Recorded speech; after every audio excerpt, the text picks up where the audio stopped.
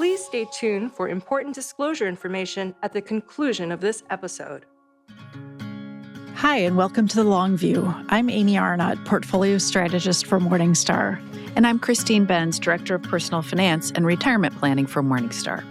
Our guest on the podcast today is Charles Duhigg, a Pulitzer Prize-winning investigative journalist and author of The Power of Habit, Why We Do What We Do in Life and Business, and Smarter, Faster, Better, The Secrets of Being Productive in Life and Business. His writing has won numerous honors, including the National Academies of Sciences, National Journalism, and George Polk Awards. Duhigg is a former Los Angeles Times staff writer, and between 2006 and 2017, he was a reporter at the New York Times. He currently writes for The New Yorker magazine and other publications. He graduated from Yale University and earned a Master of Business Administration from Harvard Business School.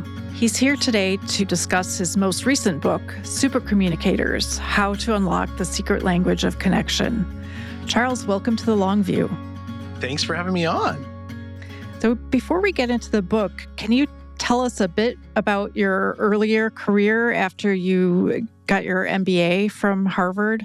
Yeah. Well, so before I went to HBS, I started a company in Albuquerque, New Mexico, where I grew up. And I decided to go to Harvard Business School because I realized after a couple of years that I did not know as much about management as I hoped that I would know. And then we sold the company during my first semester of business school. So suddenly I had this kind of like wide open space in front of me. And I spent the summer between first and second year, when you're traditionally supposed to work with a company that you hope is going to hire you, working with a real estate private equity group. And I was trying to decide between becoming a journalist and going into private equity and politics back in New Mexico where I lived. And I decided that journalism would just be really fun. So when I graduated from HBS, I got an internship at the Washington Post and then eventually got a job at the LA Times. And I would think I was the lowest paid member of my HBS class for like the next 7 years. But it was great. It's a wonderful lifestyle and a wonderful life, and everything ended up working out in the end. I then went to the New York Times and went to the New Yorker magazine where I currently work and wrote a couple of best-selling books. So it all worked out in the end. But it was an unusual path for an HBS grad. Yeah, so you've always had an interest in journalism, but you've been able to kind of marry that with insights on business and finance and management as well. Absolutely. And I am a business writer for the New York Times and then now for the New Yorker. I love business stories. I think that business stories are the most exciting and most meaningful stories out there because everybody's lives is touched by business. Most of what we do every day is the drama of business. And so I just love those stories and love telling them. You published The Power of Habit in 2012, Smarter, Faster, Better in 2016, and Supercommunicators this year. All three loosely fall under the umbrella of self-improvement. Have you always been interested in these types of practical questions of how to be a better, more productive person? Yeah, very much so. Because, one of the things that's really compelled me is that during my lifetime, during all of our lifetimes, we've lived through this revolution where because of advances in science, we know so much about human behavior. We know how to improve human behavior, how to optimize human behavior. But for anyone who reads scientific papers on a regular basis or has tried to read them, you know that it's actually very hard to take this knowledge that's being created and figure out how to explain it to people in a way that it seems practical and applicable to their own lives. And so the science of habit formation is a great example. When I wrote The Power of Habit, one of the reasons why was because I had been a reporter in Iraq, and I had seen that the military essentially is enormously successful in large part because they know how to shape people's habits. And they've made a science of it. And researchers with neuroscience research and advances in neural imaging and data collection had figured out how to make this true for everyone. But just because it's known within the scientific community or it's known within the military, that doesn't mean it's commonly known. And so one of the reasons I wrote The Power of Habit, and this is true of supercommunicators as well, and obviously a different topic, is because we are living through this golden age of understanding human behavior, but that knowledge is oftentimes locked up or inaccessible until someone comes along and writes a book that explains how to make this applicable to your own life. Yeah, and I think even for someone who understands how you can apply things to your own life, actually doing it is another challenge. So having some really practical guidance is probably helpful for a lot of people. Absolutely. And in The Power of Habit and Supercommunicators in particular, that's exactly what we tried to do. There's a lot of science, there's a lot of stories, there's a lot of explaining how your brain works, but then there's just a lot of practical, this is how you do it. Like these are the 3 steps to get better at this. This is what you need to think about when you're thinking about online communication. Because you're right, it's that gap between knowing something being information and something being knowledge. That's the gap that I try and help people get over. Well, Christine and I both spend a lot of time writing about finance and investing. So I think we're always curious about how other people do their writing. So what does your daily routine look like when you're working on a longer project like a book? Yeah, so it's pretty boring. You know, if I'm in the reporting stage, I wake up and I have a call list of people who I think I want to talk to. And I just call them and I have these like kind of meandering, pointless conversations where basically what I'm asking them is, what questions should I be asking you? Because you're smarter. If I ask you a question you've already answered before, I probably have found the answer. Like I've probably read what you had to say. So I'm trying to figure out like, how do I get you to work on my behalf, to start thinking on my behalf? And then the goal for everything that I write is to find a story, and preferably a story about a person or about one idea, and really trace the evolution of that person or that idea as it goes through changes. You know, oftentimes when we think about stories, we know that it has a beginning, a middle, and an end. And it's our natural inclination to focus on the beginning and the end, but it's actually the middle where we learn the most. It's watching someone who has a goal fail at that goal once and twice and 3 times and seeing what they learn from those failures that eventually allows them to succeed. That is the really meaningful part. So I'm always, once I have something I want to write about or an idea that I think is interesting, I'm always looking for a story or a narrative or something with suspense and a character that'll help me make that idea become real. Speaking specifically about supercommunicators, can you talk about the genesis of the book and why you decided to learn more about communication and connection? Absolutely. So it sort of actually started with this bad pattern I got into with my wife. We've been married for 20 years, and this thing started happening that I am absolutely certain is familiar to anyone who is listening who is in a relationship, which is I would come home from work after a long day and I would start complaining about my day and my boss, and my wife would offer some really useful advice. She would say something like, you know, why don't you take your boss out to lunch and you guys can get to know each other better? And instead of being able to hear what she was saying, I would get even more upset. And I would say like, why aren't you supporting me? You're supposed to be on my side. Why aren't you outraged on my behalf? And she would get upset because, you know, I was attacking her for giving me good advice.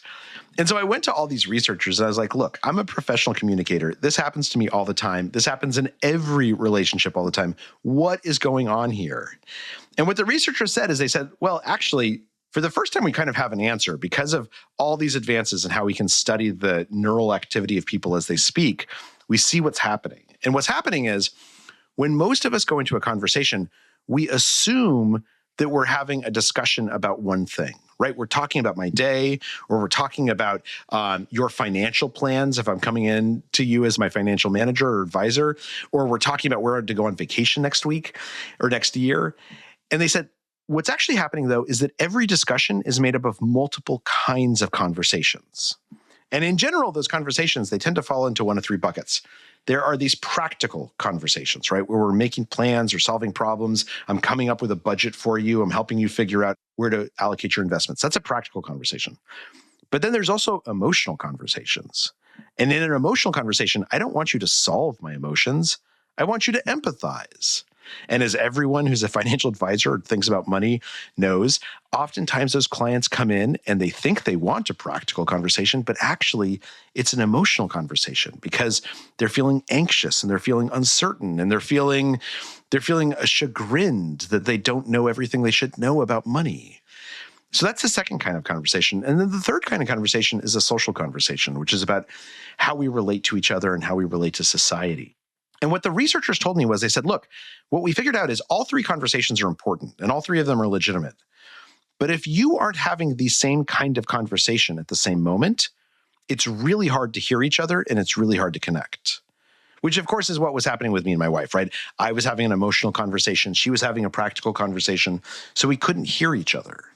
And within psychology, this is... oh, sorry, go ahead. Yeah, I was just going to say, I think that can be extremely frustrating. Oh, absolutely. Not only are you not really communicating, but I think you can get really irritated with the other person because you feel like you're not on the same page.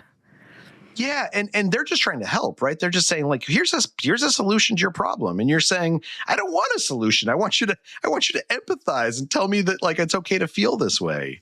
No, it happens all the time. But if we match each other, then oftentimes those frustrations go away.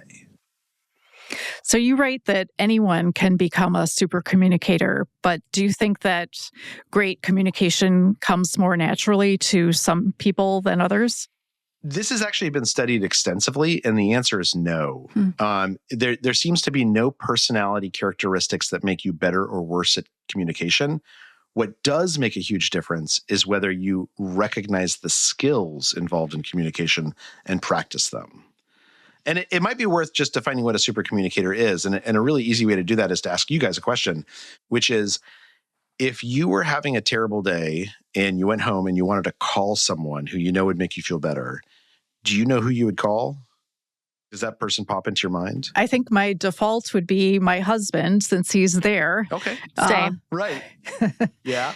But a few others, definitely more than one. Okay. Yeah. So for you, your husband is a super communicator. And those others that popped into your mind, this is the person I call who I know just makes me feel better.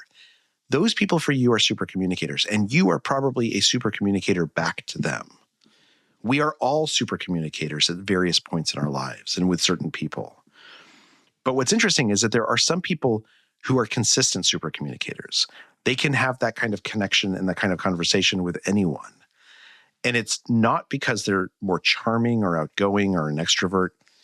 It's because they've recognized that the skills that your husbands are using with you are skills that are fungible, that can be used with anyone. Like, let me ask you this. When you have those conversations with your husbands, why do they feel so good? Like, what are your husbands doing? I think, sometimes he will even ask specifically, well, do you just want to vent or do you want ideas for how to fix it? And I don't think he always did that, but, I think through the course of our relationship and, reading various books and so forth, we've both gotten a little bit better about, trying to understand what the other person is looking for. Yeah. Yeah. I think and what I hear you saying is that he's asking you what kind of conversation you want to have. Right. So, okay. So let me ask you this. What else is your husband doing? Like, I'm guessing, does he ask you good questions? He does. Yeah. And usually, if he's in the middle of making dinner or working on something, he will ask if we can talk later, which is something that I try to do also because I tend to be extremely focused in whatever I'm doing at the moment. So it's hard for me to kind of switch gears and start listening to someone if I'm worried about, I have to get this work done in the next 30 minutes or something like that. Yeah. And my guess is, and tell me if I'm getting this wrong, that when he does have that time to listen to you, he shows you that he's listening, right? He's paying attention to you. He's asking follow-up questions. He's making it obvious that he's actually paying attention and that he set aside time, at least in his brain, to pay attention to you. Is that right? Yeah. Yeah. So these three things that we just mentioned, asking the right kind of questions, which are known as deep questions within psychology, proving that we're listening, trying to choose the right environment for a conversation, those are just basic skills. And those are skills that your husband or you or anyone else could use with anyone. But oftentimes, instead of recognizing those as skills, we just think like, oh, that person's a good communicator, or I like talking to that person. But what super communicators do is they recognize this thing that I do that works really well with my wife or my husband, I can do it with anyone. And it's the recognition of that skill that makes it into a habit. And is part of that the recognition that those types of skills are transferable to different areas, like, not just a conversation with your spouse or your friends, but coworkers or doctors or other people that you might Absolutely encounter in daily life. Or your clients or CEOs that you're asking questions of because you're trying to figure out what's going on with their company. These are completely fungible skills. They work with everyone. And it's once we recognize that we can make a big change. And it might be worth talking about what those skills exactly are, because we know a lot about them with precision. Would that be helpful? Sure. Okay. So the first one is, one of the things that we know about consistent super communicators is that they tend to ask more questions than the average person, like 10 to 20 times as many questions. And some of those questions are just questions designed to invite us in, right? Like, oh, what'd you think about that? Or, oh, what'd you say next? But some of the questions are special questions, and they're known, as I mentioned this, as deep questions. And a deep question is something that asks others about their values or their beliefs or their experiences.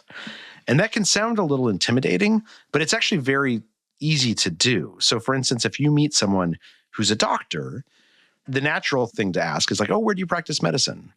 But if instead you ask a deep question and you were to say something like, oh, what made you decide to go to medical school? Or what do you like about being a doctor? When I ask that question, that doesn't seem overly intimate or intrusive. But what I'm doing is I'm offering you an invitation to tell me something about yourself that's actually meaningful, right? To tell me about the experiences that led you to becoming a doctor, what medical school was like for you, what your beliefs and your values are that pushed you into medicine. And then I can reciprocate really easily and say, oh, you became a doctor because you saw your dad get sick when you were a kid. That's interesting. I became a lawyer because I saw one of my uncles get in trouble with the law when I was a kid. Now we're having a real back and forth, an exchange that's rooted in something that feels real. So it kind of opens up the door to sharing instead of just being on the surface level of how's the weather or things like that. Exactly. And one of the ways to think about this is that when you meet someone or you're talking to someone, instead of asking about the facts of their life, ask them questions about how they feel about their life. Right? Instead of saying, oh, what part of the Heights do you live in? Say, oh, what made you decide to move to the Heights? Like, what do you like about living up there? That's when we're inviting them to say something real about themselves. And so that's the first skill, is not only asking questions, but asking deep questions, which is easier than you might think it is. I heard you interviewed about this, and I was so compelled by this idea because I do not like small talk, and I'm kind of introverted, but I love deep talk. Like, I can talk to someone I love to talk to for a long time and just love every bit of it. So I love that it's like a way to get yourself away from that small talk that feels awkward into a real conversation. It seemed like just a beautiful technique. Yeah. And what's interesting is that when we practice it, it becomes a habit really quickly. And that's in part because of how our brains have evolved. Like, if you think about it, communication is Homo sapiens' superpower, right? Communication is the thing that's allowed us as a species to succeed so well, to build families and communities and countries and aircraft carriers and video games. Communication is our superpower.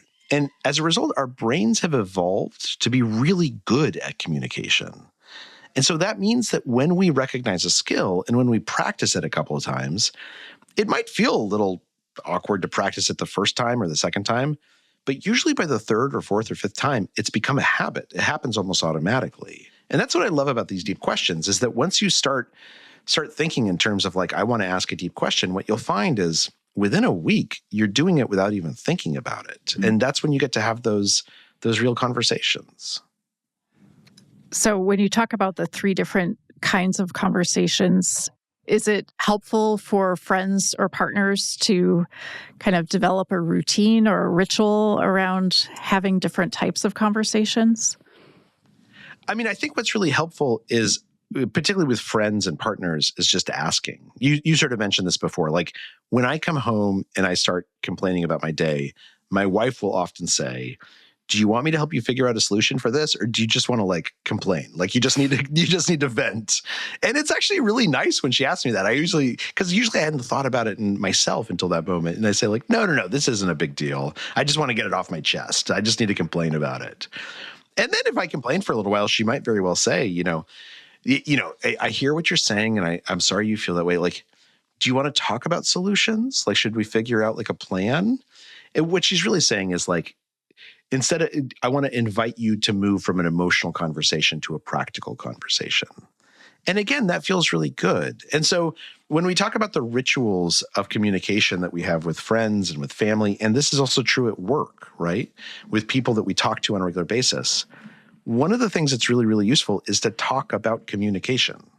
To talk about like, what kind of conversation are we having right now? What do you want out of this conversation? What can I do to make this better for you, to help you? When we get comfortable with that, that's when we really have great conversations. So in the book, you talk about 3 conversation types, which you referenced earlier. The conversation about what's this really about, how do we feel, and who are we? So how do you think financial advisors could use the 3 conversation types to develop better relationships with their clients? Oh, I think there's a huge number of opportunities to use this, right?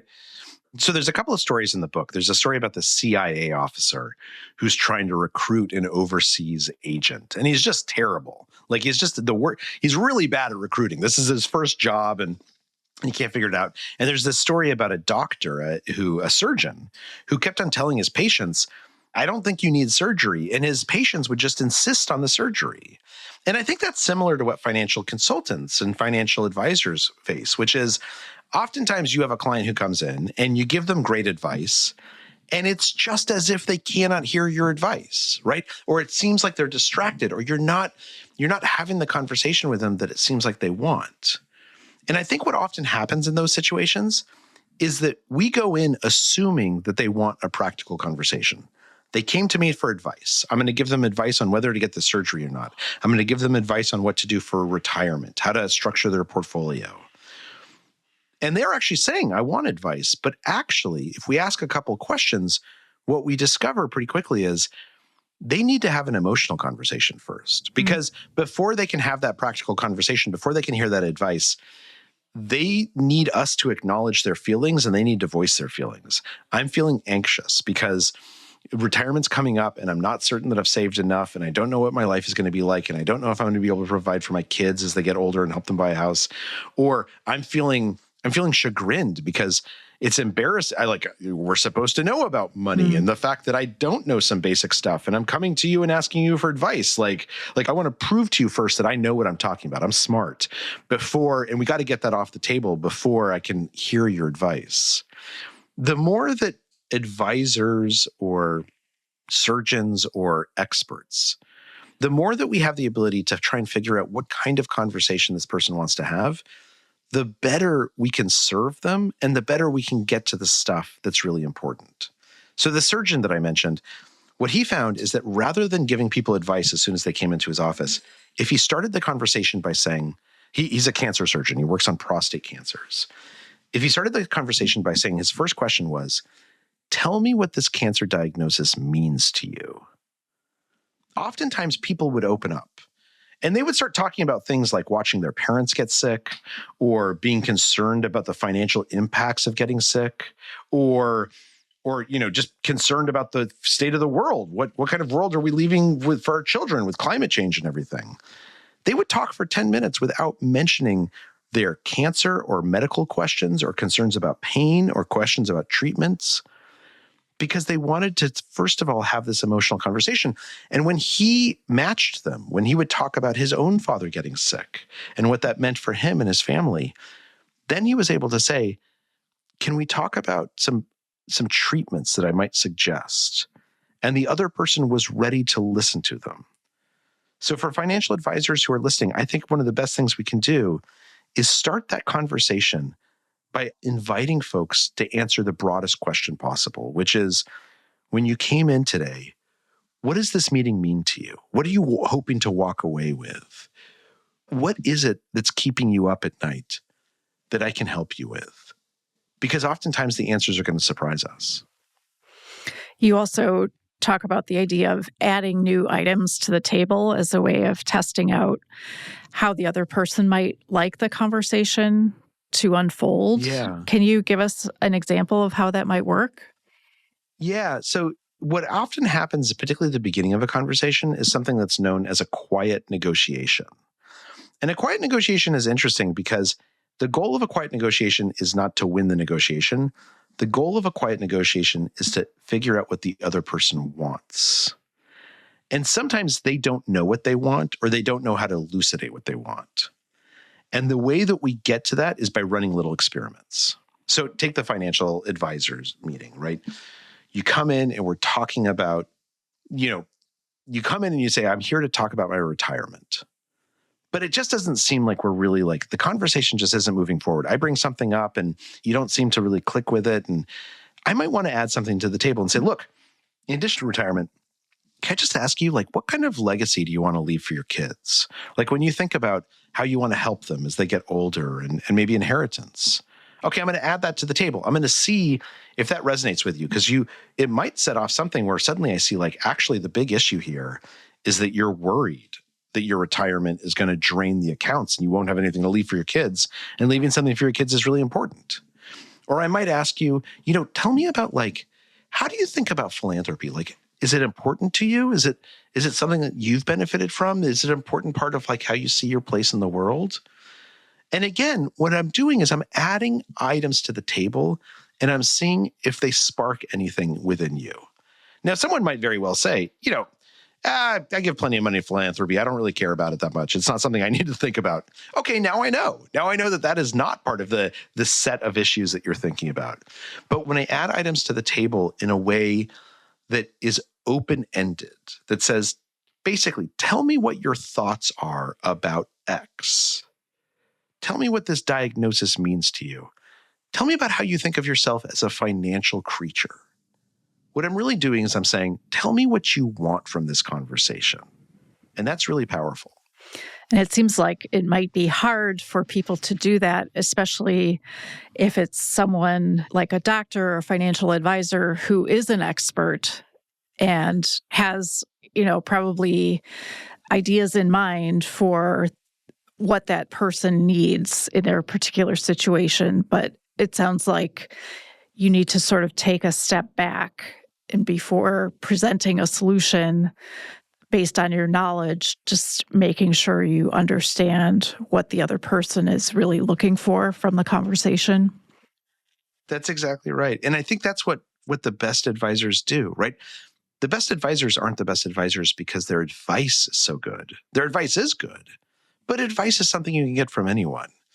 The best advisors are so successful because the people that they're talking to feel listened to. They believe that their advisor understands them. And in part, they feel like the advisor is customizing their answers to their unique problems, as opposed to just trying to give them the same advice that they give to everyone. Even if it ends up being the same advice you give to everyone, it feels personalized because I feel like you've listened to me. I wanted to talk about or ask about the role of devices and technology in all of this, because you're talking and I'm reflecting on my failings as a communicator. I think it's probably distracted communication, that I'm on my phone or I'm doing something else while I'm trying to listen to someone, and Right. I am being very subpar as a listener, as a communicator. So do you have any advice for obviously put down your device and listen to the person who's speaking to you, but any other sort of techniques, things we should think about in the realm of juggling? Absolutely. And let me just say, you're a great communicator. I think, but you're exactly right. When we set ourselves up to be bad communicators because we've got three things going on at once and we're trying to listen out of the corner of our ear to someone, then no matter how great a communicator you are, it's probably not going to go that well. And so you're exactly right. One of the things when you mentioned devices, and oftentimes we frame this conversation in terms of how does it have to change when I go online, digital communications. And what's interesting is the rules of communication don't change, but the rules that are specific to that format often do change. So a good example of this is that about 100 years ago, when telephones first became popular, there were all these studies that appeared that said, no one will ever have a real conversation on the phone. Because remember, up to that moment, all conversations had happened face to face. And they said, look, if you can't see the person, if you can't see their gestures and their facial expressions, if you can't with perfect fidelity hear the emotion in their voice, you're never going to have a real conversation. And what's interesting is that at that moment, those studies were actually right. Like if you look at early transcripts from telephone conversations, people use them as telegrams. They didn't know how to have conversations on a phone. But then fast forward to like when you and I and everyone listening was in middle school, we could talk on the phone for like 7 hours a night, and they were the most meaningful conversations of our lives. So what changed? The thing that changed is that we learned how to have phone conversations. Without realizing it, when you're talking on the telephone, you will over-enunciate your words by about 20%. There will be about a third more emotion in your voice. Because almost subconsciously, you know that the person can't see you. You need to show them what you're feeling through your voice rather than your expressions. We have learned the rules of phone conversations without even realizing that they were rules, without even realizing we were learning them. Now, there's a whole bunch of new forms of communication, right? Texting, email, DMs, Slacking. And those also all have their own slight variations on the rules, right? I know that if I'm going to say something important, it's probably better to do it in an email than over a text. But I also know if I talk to my 13-year-old that you can actually have an emotional conversation over text if you use emojis. Emojis are a form of emotional communication that kids have learned to use. And so the answer to your question is yes, you should absolutely not allow yourself to be distracted.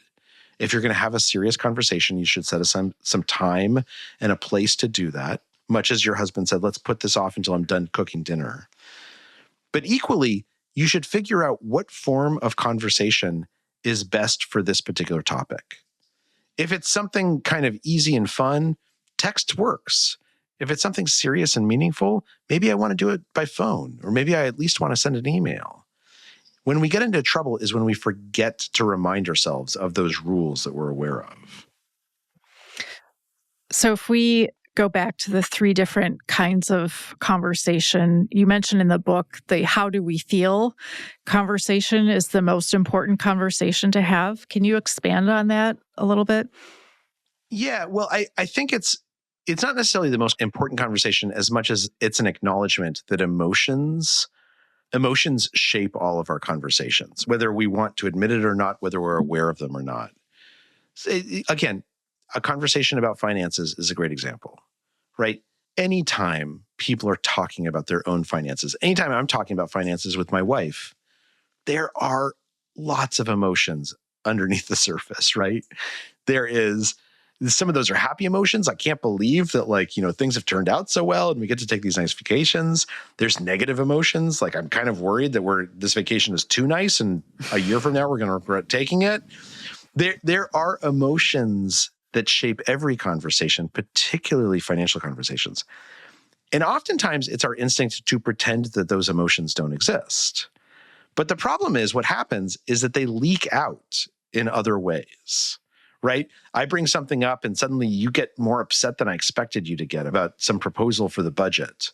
And I can't figure out why, because it makes logical sense to me. That's probably because there's an emotional issue there that we're not acknowledging or we're not recognizing. And what's important in those cases is to simply acknowledge it. Because oftentimes we take the power away from it by acknowledging that it's there.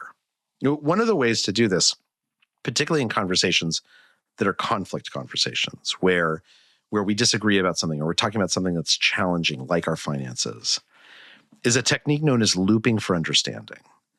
And there's these 3 steps to it. The first step is that you should ask each other questions, preferably deep questions, right? Tell me, we need to set up a budget for our next vacation. Tell me what you're worried about and what you're excited about. Okay, that's a deep question. Then after you've answered that question, I'm going to try, and this is step 2, I'm going to try and repeat back what you told me in my own words.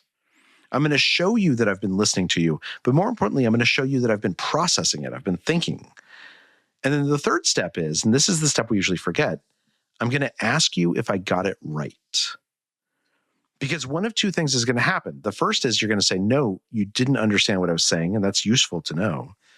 Or the second thing is that you're going to say, yeah, I think you heard what I was saying. And what actually happened in that moment is that I just asked you for permission to acknowledge that I was listening. And when you believe that I'm listening to you, you become more likely to listen to me. And so in a hard conversation, a conversation where we have to disagree with each other, where we do disagree with each other, where we're talking about something where we don't see eye to eye, or just something that causes tension within our relationship, when we use this technique of looping for understanding, we make it much, much more likely that that conversation doesn't get sidetracked by emotions, but that rather we show that we're hearing the full panoply of what we're talking about with each other. Psychology textbooks often recommend trying to take the other person's perspective to have more productive conversations, but you think that this can also backfire. Could you talk a bit more about why? Yeah, so the research is actually pretty robust on this. There's this it's known as perspective taking, right? If I want to understand your problems, what I should do is I should imagine myself in your shoes and see the world through your eyes. The problem is all the studies have shown it doesn't work very well. It doesn't work very well because I actually have a really tough time putting myself in your shoes, right? Even if I say this client's coming in and I know that they're 65 years old and they retired last year, I'm going to try and see the world through the eyes of a 65-year-old who retired last year. The truth is, I'm 45 years old and I've got another 20 years of career in front of me. I can't imagine myself into your shoes. I just don't know enough. So instead of perspective taking, what people recommend is perspective getting. And the way that we get perspectives is we ask those deep questions. We kind of take the thing and we say look, you just retired, you're 65 years old. Tell me how you see the world. Tell me how you see the world differently today than you did 5 years ago and 10 years ago. And when you start answering that question, I'm going to be able to put myself a little bit more in your shoes because I'm not assuming I know what it's like to be you. I'm asking you, what is it like to be you? And that's really, really powerful. Another thing you write about is the fast friends procedure, and you have a list of 36 questions that can build closeness and understanding in the appendix of the book. Do you think that financial advisors could perhaps use an abbreviated version of that list when they're trying to get to know their new clients? Well, I think that they could use a list that's similar and designed by them. So just for anyone folks might have heard of this list because it's sometimes called the 36 questions that lead to love. These two researchers at one of the CUNY colleges, they wanted to try and figure out if they could come up with a technique for making strangers into friends. And so they tried a bunch of different stuff. They had people do puzzles together or tell each other stories, and none of it really worked until they came up with this list of questions. And what they would do is they would bring two strangers into a room and they'd sit them down and they would have them ask these questions back and forth. And some of the questions were things like, if you could have a dinner party with anyone, who would you have a dinner party with? Which is kind of interesting, right? A little deep, and some of the questions were like, tell me about your mother, or when is the last time you cried in front of another person? And I've actually done this experiment myself with audiences. When I give a lot of speeches, and I'll use that question. I'll tell them, look, in about 30 minutes, you're going to have a conversation with a stranger next to you about when is the last time you cried in front of another person. And I asked them, how many people are excited about this? And nobody's excited about this, right? Nobody thinks this is a good idea. And yet, then I spend 30 minutes explaining why I think it's a good idea. And then we'll do it. We do it. 2.5 minutes per person, and they have the conversation. And afterwards, everyone says, this is one of the best conversations I've had in the past month. I loved having this conversation. I feel so close to this person that I didn't know just 5 minutes ago. And it was so much easier than I thought it was going to be. And that's what these researchers found, is that if you ask the right questions, people feel very close to each other. And sometimes those questions can seem scary, but once you ask them, they're actually very, very easy to answer and very pleasurable to be asked. And so I would think for a financial advisor that finding those questions. And literally all you have to do is just Google 36 questions that lead to love or the Fast Friends procedure. You'll find them online. I think it's worth looking at those questions and then adapting them to your particular setting, because you probably don't want to ask 36 questions, right? That's a little bit too long. But there are some of those questions that you can adapt to people's financial lives that I think would be really meaningful. Now, here's the important thing. You have to ask it and then answer it as well. They did the same experiment where instead of having people go back and forth and ask and answer these questions, they gave them the same lists and they would say, okay, one person answer all 36 questions, the other person listens, and then hand them the list and switch places and answer all 36 questions. That doesn't work. Nobody feels closer afterwards. They said it feels weird. There's something important about reciprocity in a conversation. So if I ask you, what are your biggest economic goals? Like, what are your biggest financial goals? What are you proudest about? What are you proudest about in your life?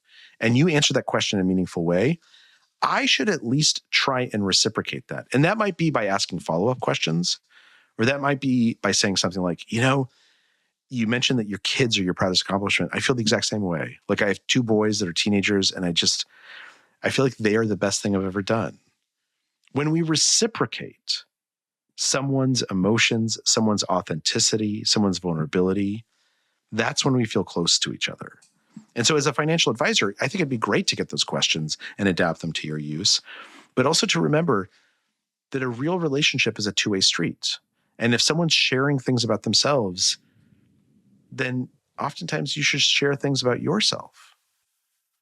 So that makes me think one thing that I've encountered is, I've always heard you should be interested, and I am interested in people, so I ask a lot of questions, and I don't get that reciprocity. Like, sometimes I'll come home from something and I'll be like, oh, no one asked me, like, no one at that thing knows that I'm working on a book right now, or it didn't come out because no one asked me.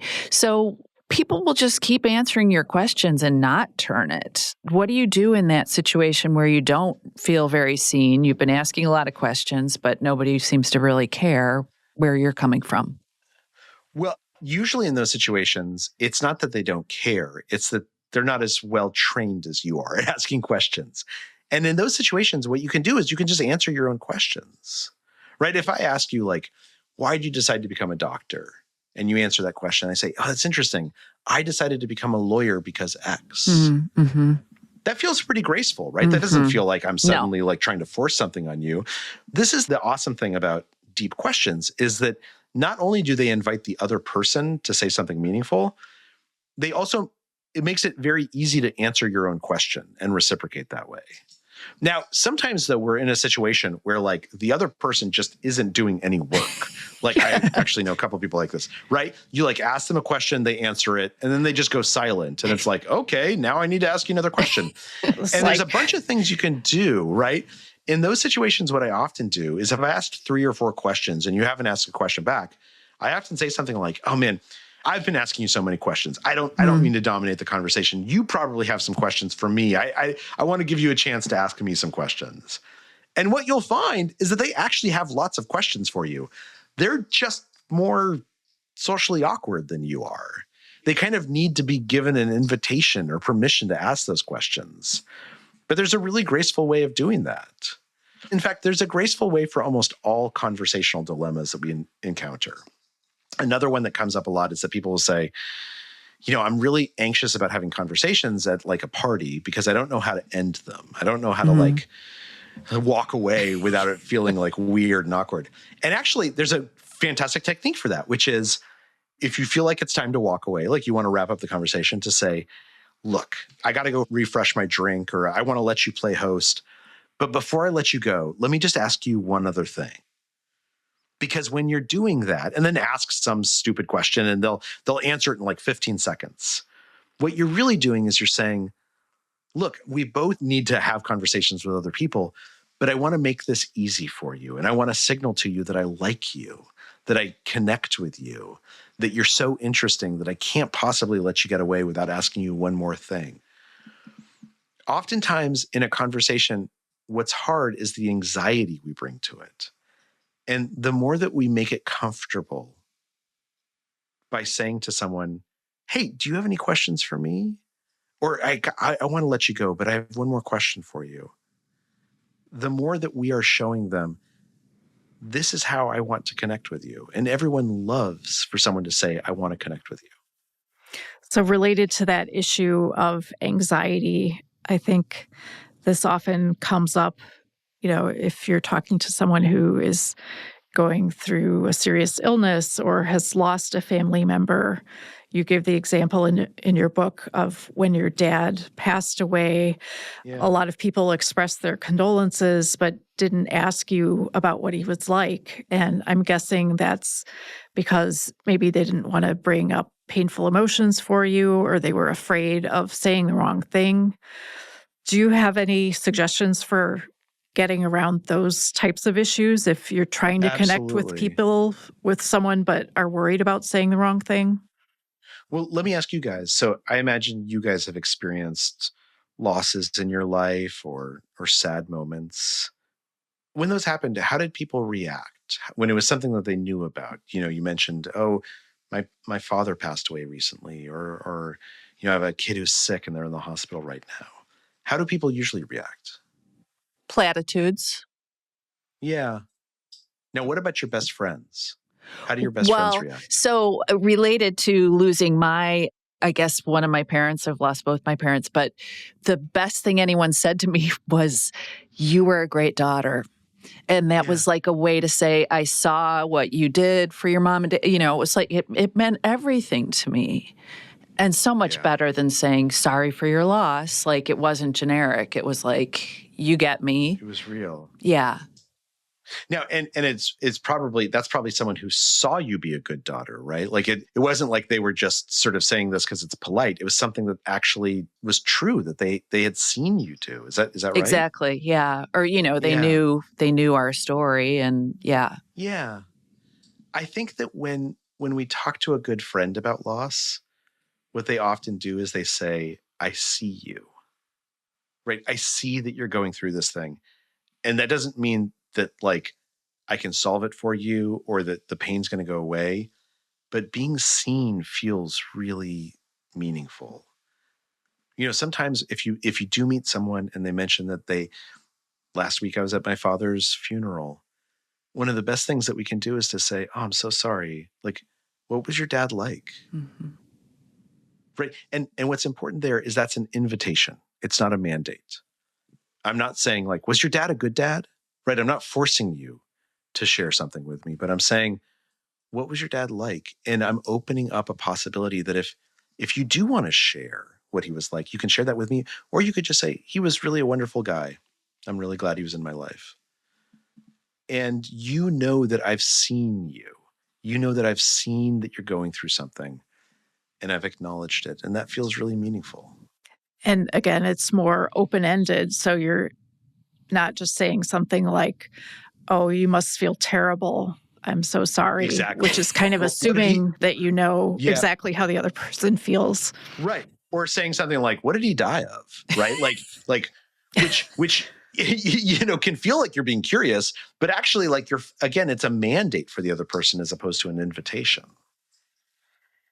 So you include some examples from The Big Bang Theory, which is funny partly because some of the characters are extremely smart, but also very bad at communicating. Is there any truth to the notion that people who are super smart may have more trouble connecting with people? No, not necessarily. I mean, look, there's a bunch of like cultural myths, right? Like if you're an introvert, you have trouble communicating, or if you're super smart, you have trouble communicating. And what we found is that's not actually true. What is true is that we get into habits. And if you're super smart, you're someone who like nobody really like engages with because they assume you're off doing your own genius things. Then you get out of the habit. You get into a habit of being quiet. Or if you're an introvert and people don't make space for you, you get in a habit of avoiding the conversation. The same thing is true. There's this myth that men and women communicate very differently. And experiment after experiment has shown that's not true. What is true is that men often learn very different communication habits as kids than women do. And that we often fall back on those habits unthinkingly. So if you're super duper smart, or if you're an introvert, or if you're a man, or you're a woman, That does not mean that you are condemned to one kind of communication or being good or bad at communication. What it does mean is that when you start to think about communication as a set of skills, when you start saying, I want to practice asking deep questions, I want to practice looping for understanding and showing someone that I'm listening to them, I want to practice showing someone that I want to connect with them. Recognize that some of those things, they might be a little bit different from the habits you've built up. And that doesn't mean that you're bad at them. That doesn't mean that it's wrong. It just means it might feel uncomfortable the first couple of times because it's not your habit. The same way when you go to the gym and you start working out on a new muscle group, it's uncomfortable at first. It feels awkward at first. It's supposed to, because we're building a new habit. But as I mentioned, our brains form these habits around communication very, very quickly. And so once we start practicing it, we get really good at it. So we've covered a lot of different topics. I'm sorry we didn't get to cover the whole book, but I'm curious, have you changed anything about your own communication style since writing the book? Oh, yeah. No, absolutely. Absolutely. I try and communicate very differently. And I will say, I do not succeed all the time. Just the other night, I was like monologuing at the table about this movie, and my wife was like, there's this book you might want to read that came out recently. So I am not perfect, but yeah, I do. And I think the biggest thing is that I spend a lot of time thinking about it. The book closes with this story of the Harvard study of adult development, which most people are probably familiar with. It's a very famous study. For 80 years, they've been following around thousands of people trying to figure out what causes them as they get older to be healthy and to be happy and to be successful, however you define success. And the only thing that they found is a consistent predictor of that is that you will be happy and healthy and successful at age 65 if you have at least a handful of close relationships at age 45 and you maintain them. And the thing that I carried away from that is our relationships are the most important part of our lives. It makes us healthier. The Surgeon General has said being lonely is the equivalent of smoking 15 cigarettes a day. And 15 cigarettes a day is a lot of cigarettes, right? We are happy and we are healthy and we are successful because we have relationships with other people. And that means, for instance, that if you haven't talked to someone in a year or two, sending them an email and saying, look, hey, can we set aside half an hour? I just want to catch up. I don't have anything important to talk about. I just want to hear what's going on with you. That's how we maintain those relationships. Or calling someone and saying, hey, let's go to lunch. I haven't seen you in a little while. It'd be fun just to catch up. What I try and do in my own life is I try and be much more deliberate about connecting with other people and maintaining those connections. Because I know that the connections I am building right now are the things that will sustain me when I get older, when I get sick, when I have a spate of bad luck, when I'm just feeling down. It's those connections that make our lives meaningful. And so that's how I've changed. Well, thank you so much for all your time today. And I really enjoyed reading the book. I feel like it's the kind of thing that you can read once, but then come back to a few months later or a few years later, just as a reminder to, think about how you're communicating and try to continue improving. And I think there's a lot of really thought-provoking ideas. So thank you. Thank you. Thanks for having me on. This has been a lot of fun. Thanks so much.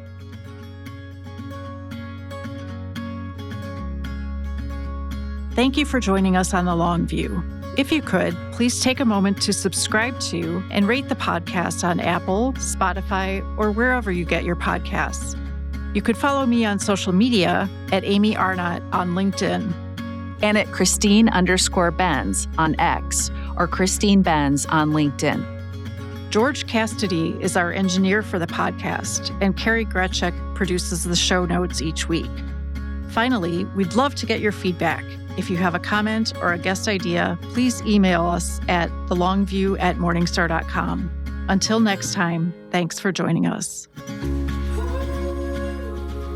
This recording is for informational purposes only and should not be considered investment advice. Opinions expressed are as of the date of recording. Such opinions are subject to change. The views and opinions of guests on this program are not necessarily those of Morningstar Inc. and its affiliates. While this guest may license or offer products and services of Morningstar and its affiliates, unless otherwise stated, he or she is not affiliated with Morningstar and its affiliates. Morningstar does not guarantee the accuracy or the completeness of the data presented herein. Morningstar shall not be responsible for any trading decisions, damages, or other losses resulting from or related to the information, data analyses, or opinions, or their use. Past performance is not a guarantee of future results. All investments are subject to investment risk, including possible loss of principal. Individuals should seriously consider if an investment is suitable for them by referencing their own financial position, investment objectives, and risk profile before making any investment decision.